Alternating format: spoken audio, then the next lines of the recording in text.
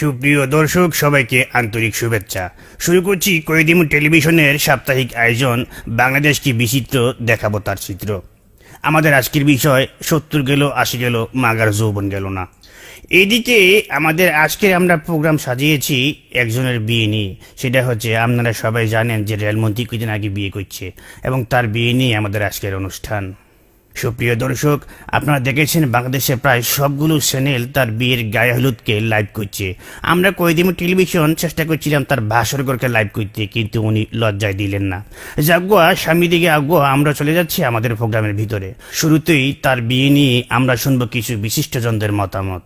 আসলে 70 বছরের ইঞ্জিনের সাথে নতুন বগি কিভাবে চলবে আমার বুঝে আসে না।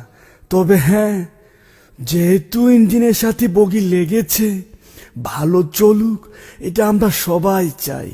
তবে হ্যাঁ, পদ্মা সেতু কিন্তু হবেই। হ্যাঁ, না, এখন ওই মাটি পরীক্ষা চলছে, পদ্মা সেতু হবে এবং সেই সেতুর উপর দিয়ে এই বগি এবং ট্রেন কিন্তু চলবে। এই নিয়ে রাজনীতি করার কিছু নেই।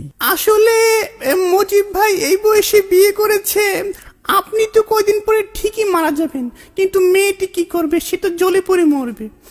যাই হোক, বিয়ে যেহেতু করেছেন, আপনাকে একটাই পরামর্শ দেব আইনজীবী হিসেবে। আপনার যদি কোনো সমস্যা হয়, আপনাকে আমি একটাই পরামর্শ দেব, আপনি কলিকাতা হারবাল বা মাদ্রাজ হারবালের কাছে যাবেন। হ্যাঁ, না, লাকি মলম তো আমি অন্য কাজে ব্যবহার করি, এটা এই কাজে না। সাংবিধানিক এবং গণতান্ত্রিক ভাবে একটি দেশের যে কোনো লোক 70 কি 80 এটা কোনো যায় আসে না, সে বিয়ে করতেই পারে। আমিও চেষ্টা করেছি সর্বসাফল্যভাবে। বিবাহ একটি গণতান্ত্রিক অধিকার, এ নিয়ে রাজনীতি করার কিছু নেই। রেলমন্ত্রী থাকা অবস্থায় আমিও চেষ্টা করেছি, কালো বিড়াল বের হয়ে আসছে, কিছু করার নেই। প্রিয় দেশবাসী, আপনারা দেখেছেন এই সরকার কি করেছে। বাল্য বিবাহ যেরকম অপরাধ, এই বৃদ্ধ বিবাহ কিন্তু একটি অপরাধ। এই সরকারের মন্ত্রী কি যেন নাম, রেলমন্ত্রী, একটি অল্প বয়সী মেয়েকে বিবাহ করেছে। এখন এই মেয়েটির কি হবে? যাই হোক, আমরা ক্ষমতায় গেলে ওকে রিমান্ডে নিয়ে হাত পা বেঁধে দেখব কত জোর হয়েছে। আমরা তীব্র নিন্দা জানাই।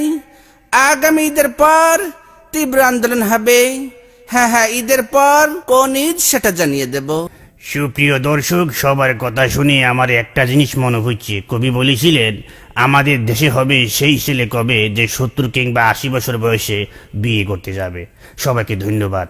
আবার দেখবেন আমাদের বিচিত্র অনুষ্ঠান বাংলাদেশ কি বিচিত্র, দেখাবো তার চিত্র। আজকের মতো এখানে বিদায় নিচ্ছি, ধন্যবাদ।